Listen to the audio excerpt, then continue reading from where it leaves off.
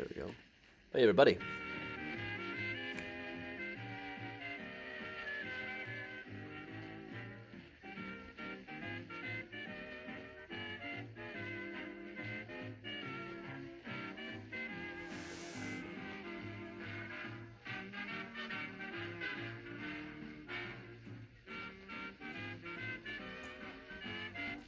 Good morning, Chris.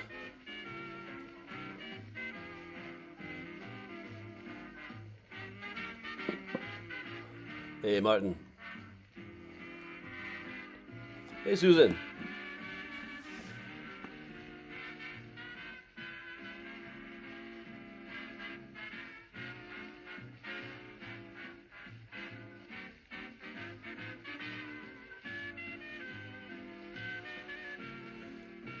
Hey, Jerry. Hey, Gladys. Hey, Mary. Bridget. And Mary Jo. Hey, Heather, Cindy, and Miguel. Hey, everybody. Hey, Annie, Nancy. Hey, Dina. We're going to be doing a really short version of the tour today. So I'm going to do the whole version again tonight at 8. I want to hit to the music box and catch us. Sorry, guys, I got theater tickets. Hey, Diana and Dina. Hey, Don.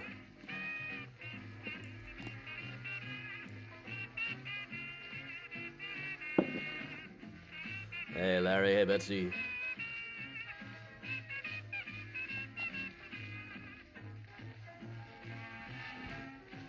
Hey, Georgia.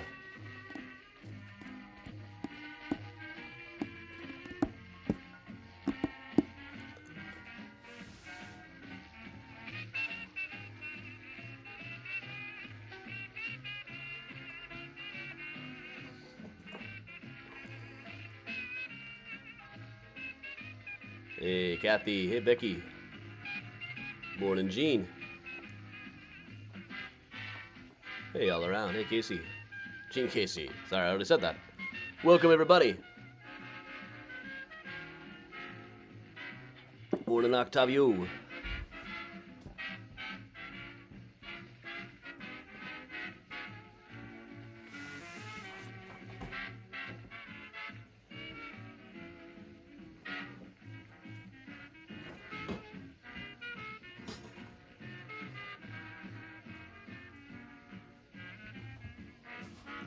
Hey, Jim.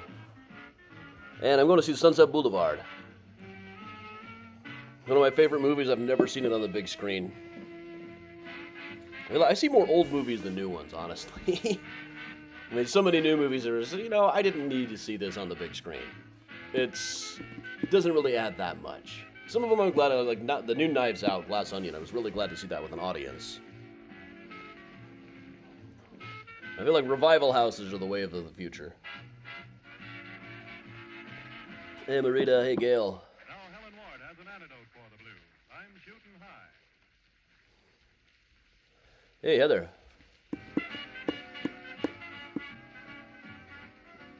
This is a low number tour in general, anyway. Morning, everybody.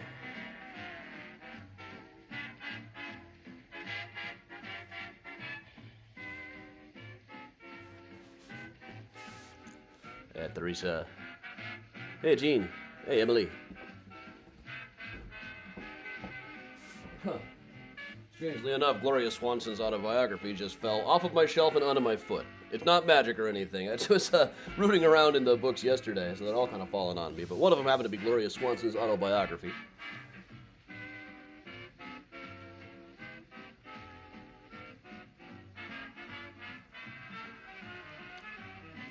I think we got 3 or 4 inches overall, snow-wise. Hey, Viva. Hey, Rob. Ah, yes, the blessings of good coffee and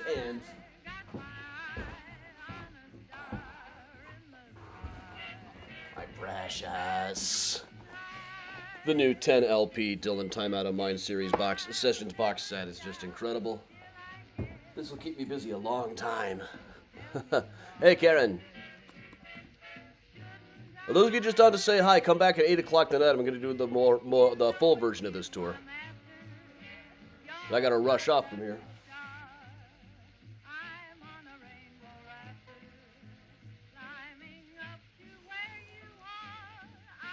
Snack Dab donuts. Is it the same as Smack Dab? I bet that's Smack Dab. Hey, Gladys. Oh yeah, the weather was just so cool the last couple of days. Nice and snowy. It was like driving through a snow globe. Hit the microfilm room while yesterday, getting stuff for the Patreon. Speaking of, this will actually look better if I plug in the Patreon. I got some cool stories for next week, and there was one that I really wanted to get to the microfilm room first.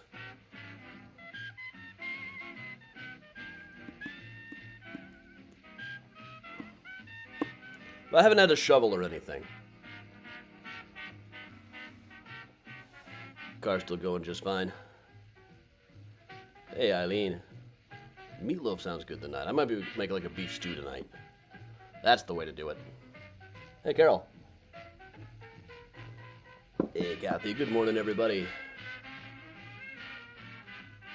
We were just talking about meatloaf on Whiskey and a Cookie the other day. And of course, we were trying to figure out when that became such a staple of cuisine. And of course, we're lots of cultures and lots of histories have versions of meatloaf. But what we think of, I think it's earliest reference I could find in print was about late 1930s. But from the way that it's worded, it was clear that the word was already in wide circulation. But then it led to an entry on loaf as in use your loaf, which went the same as use your head, which they assumed was like an old Cockney rhyming slang thing, like loaf of bread, your head.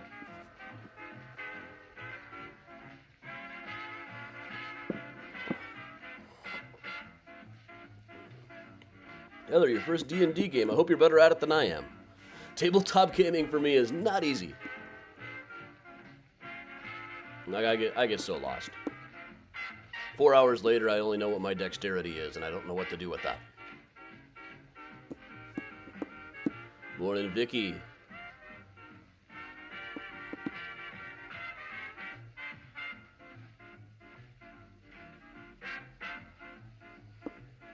Hey, Mike. Hey, Kim.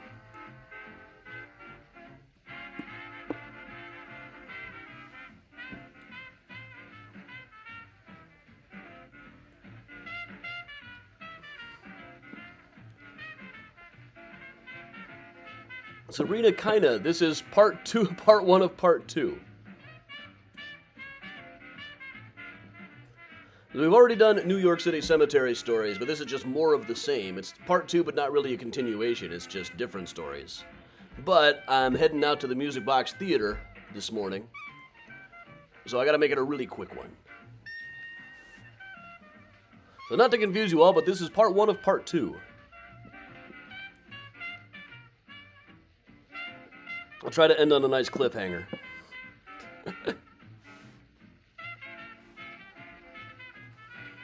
Hey, Grandma Belle.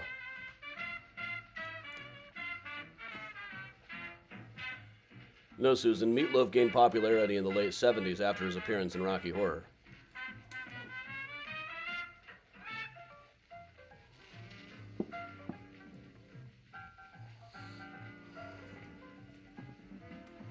In which he had already been in the stage show, playing both Eddie and his uncle, Dr. Scott. I always regretted that they didn't use that same casting in the movie.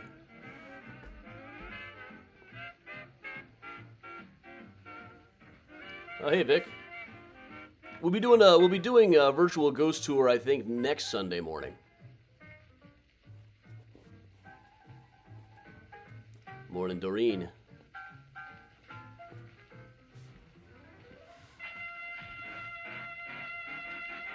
You guys remember we were in Lafayette, Indiana doing Find a Grave the morning that it was announced that Meatloaf had died. And while I was in the cemetery, right after we found it, I saw a bat flying overhead. And had to assume that was not, in fact, a bat. That was Meatloaf's heart, still beating, breaking out of his body and flying away. Like a bat out of hell! All right, everybody. So welcome along. We're going to go ahead and get started. Usually we let Benny go another minute or so to get people logged on, but today I am on a bit of a time crunch. I got theater tickets. Sorry to do that to you guys.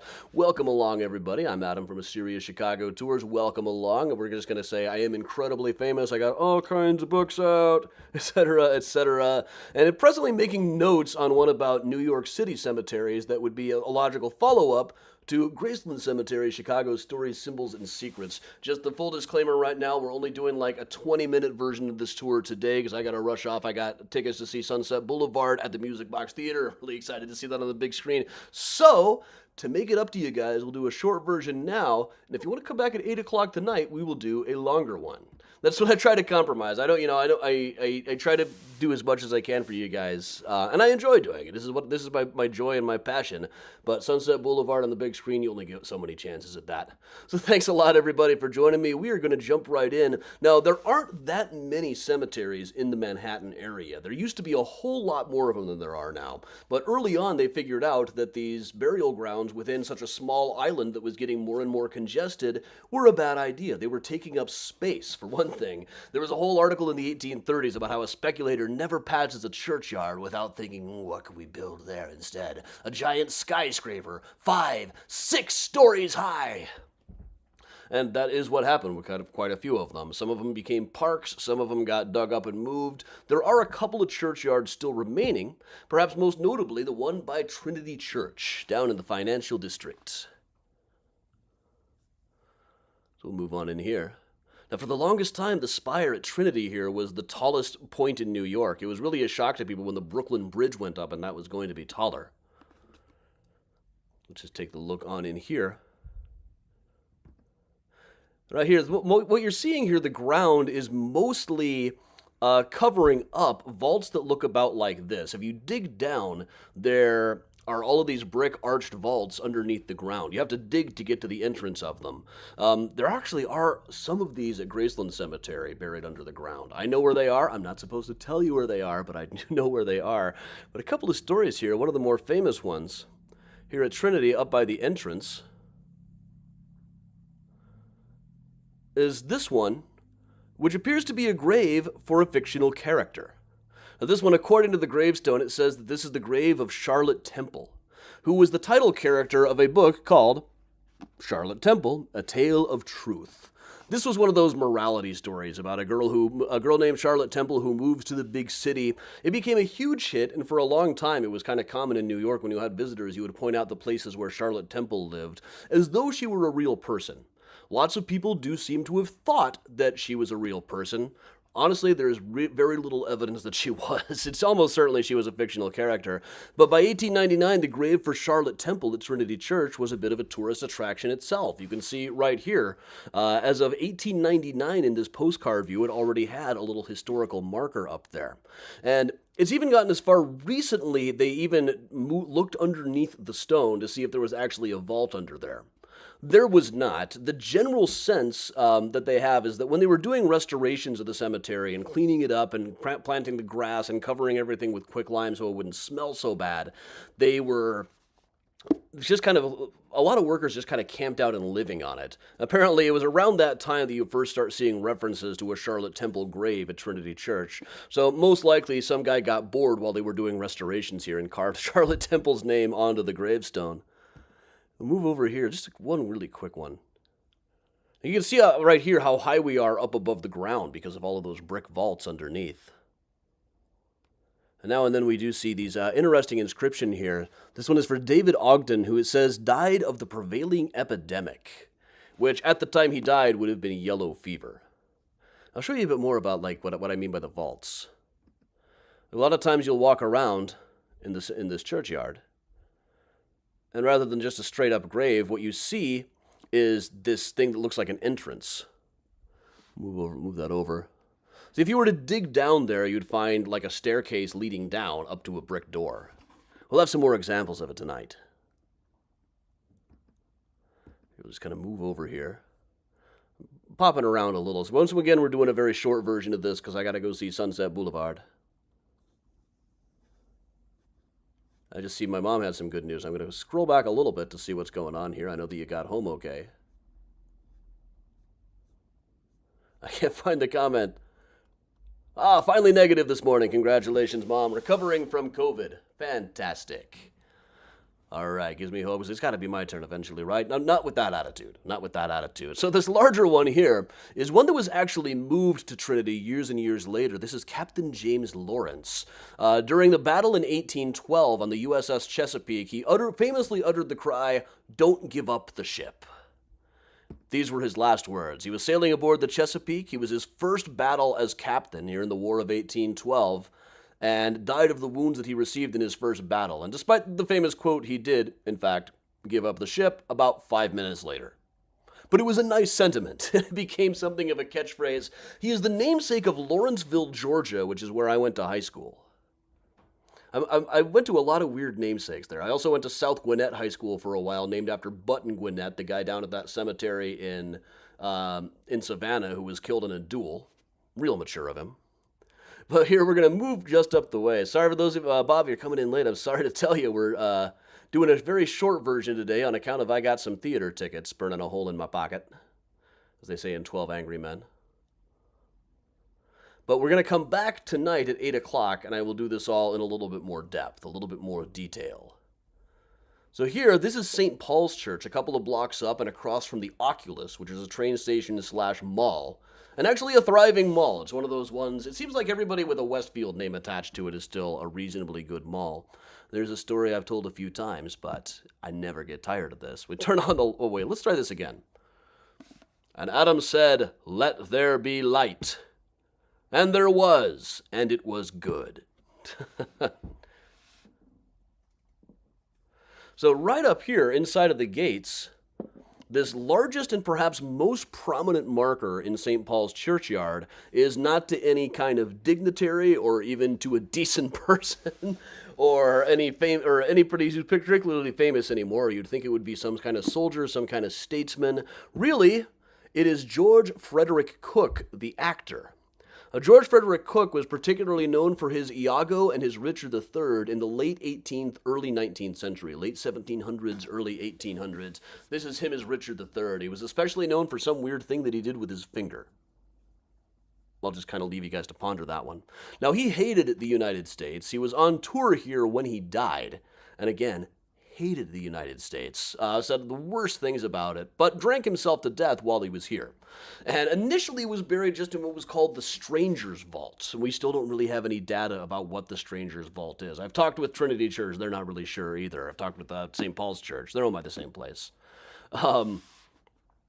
But he was buried there, but a few years later, after his death, the actor Edmund Kean in particular got it in his head, this was such a great and influential actor, we should have him moved. We should give him a proper burial space.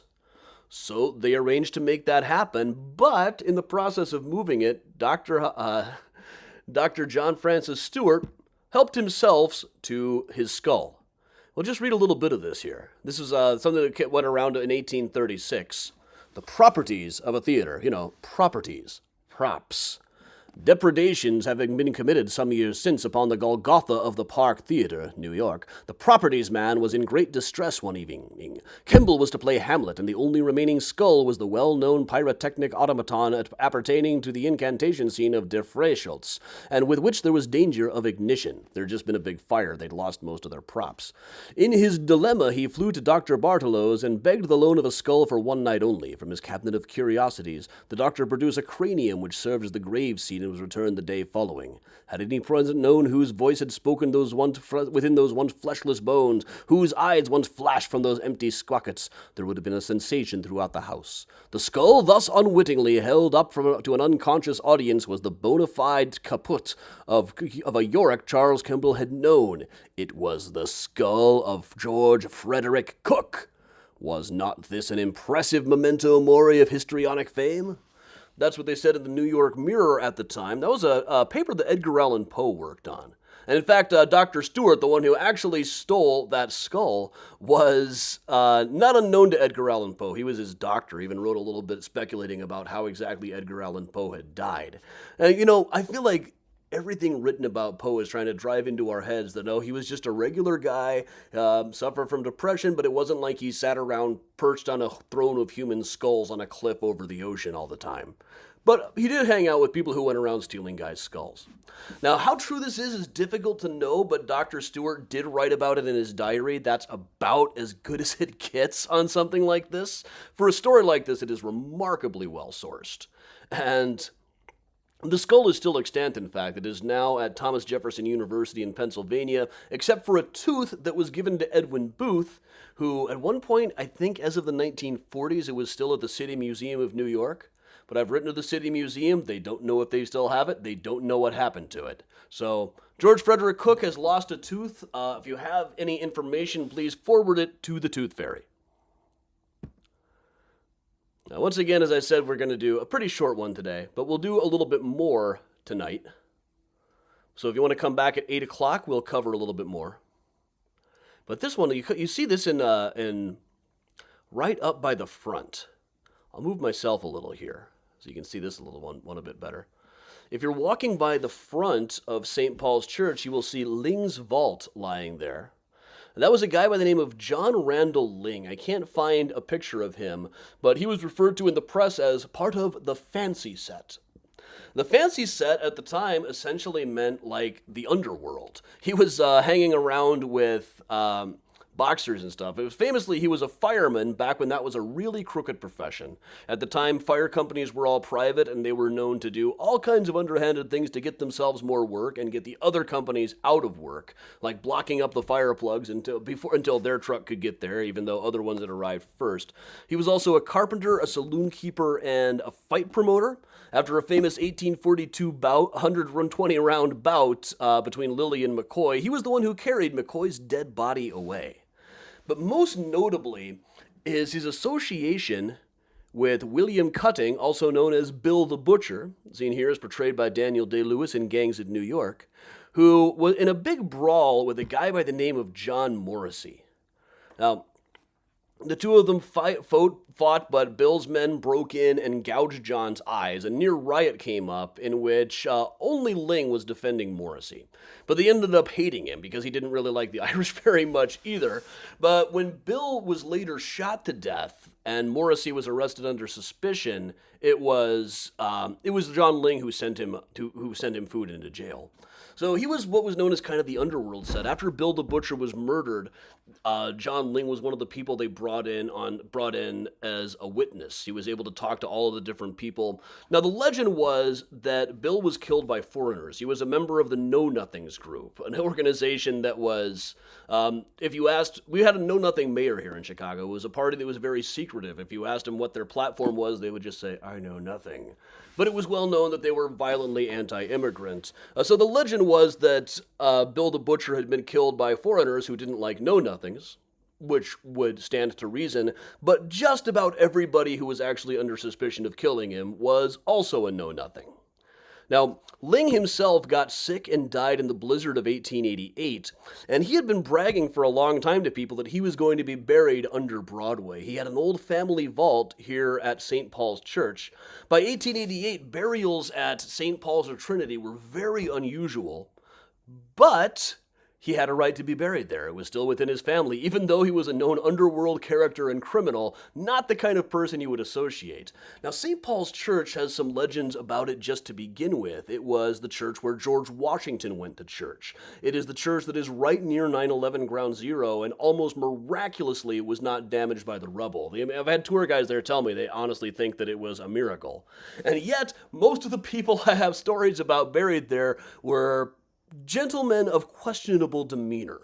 Like George Eek, the guy who shot Philip Hamilton in a duel, is on the other side of this. George Frederick Cook, as we've already seen, had the frailties common to man's nature. And John Ling, right by the sidewalk as you pass by.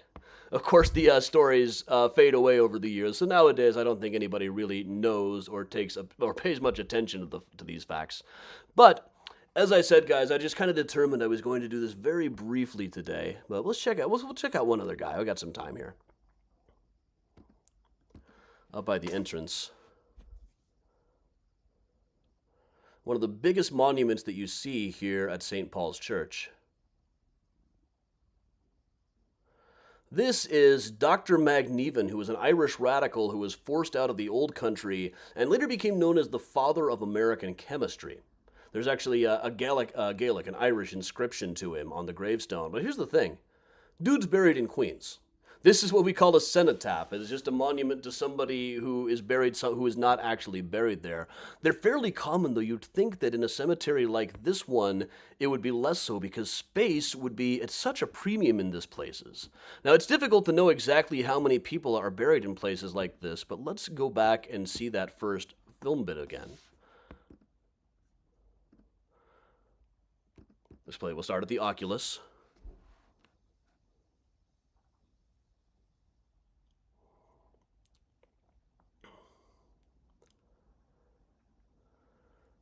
And you see, this is really about the size of a good-sized suburban backyard, maybe 2 backyards.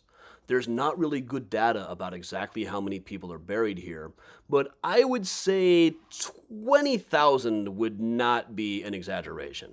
You're occasionally known to hear that, like, at Trinity there are 200,000 people. I don't think it's really that many.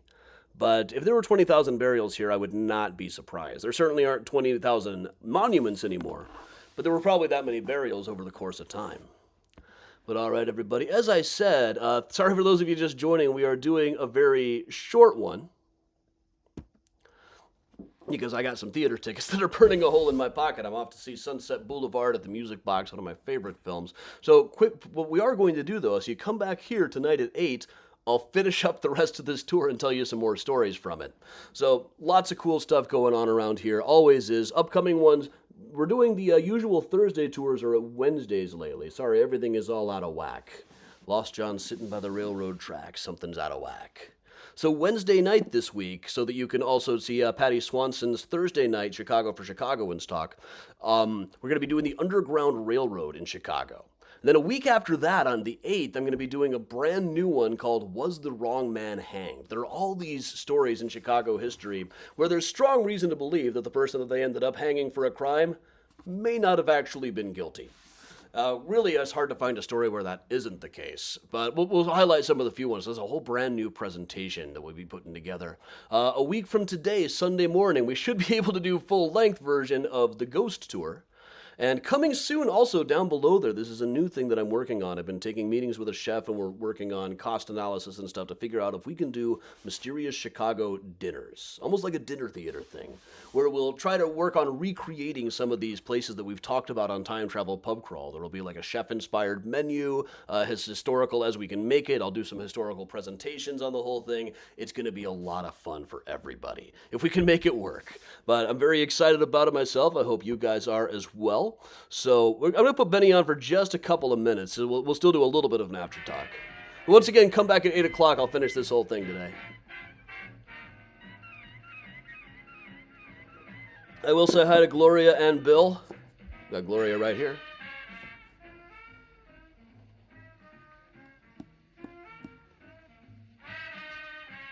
Yeah, I feel like revival houses are the way to go for movies now. I'm so much more apt to see old movies. Plus, we need more places showing Rocky Horror around here.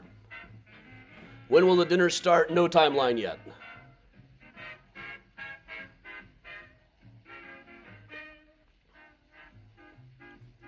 Ah, yeah, Bride of Frankenstein. Hey, check this out. No, that's not it.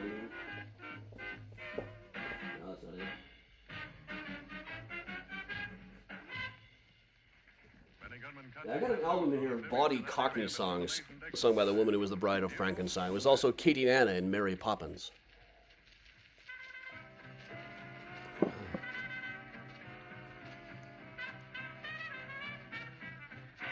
There's Dave and Barb. Susan, all you need is money. I hear the Pickwick needs a bit. Ton of subtle stuff at Sunset Boulevard, never noticed. Oh, that's just what I want. That is just what I've been enjoying all week on the Bob Dylan Time Out of Mind box set. Subtle stuff you could never notice before because of the mix. And the mix is great. I love the album as released. I don't think there's a single wrong decision they made as to which take they used, even though the 2 best songs didn't end up on the album. Several of the best takes of certain songs didn't end up, but the ones they picked were the right ones for the album. But now hearing it, the remixed version and the outtakes and stuff is just endlessly fascinating and enjoyable.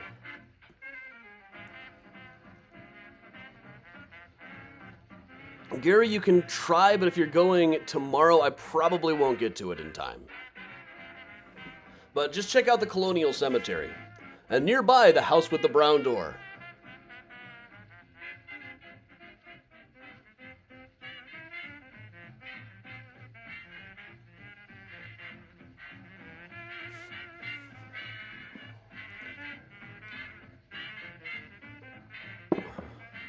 And we need more Shadowcast movies besides just Rocky Horror. We need more revival houses.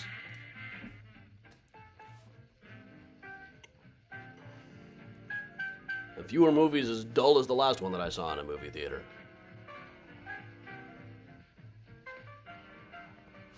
But alright, everybody. So thanks a lot for joining me. I am off to the movies. Come on back tonight at 8 o'clock. We'll do more of this tour, and if it runs up and going too short, I'll strap on a guitar or something. Whatever it takes. So thanks a lot, everybody. I'm Adam from Mysterious Chicago Tours. I'll be back tonight. I'll see you then. Until then, stay warm, stay dry, and stay spooky.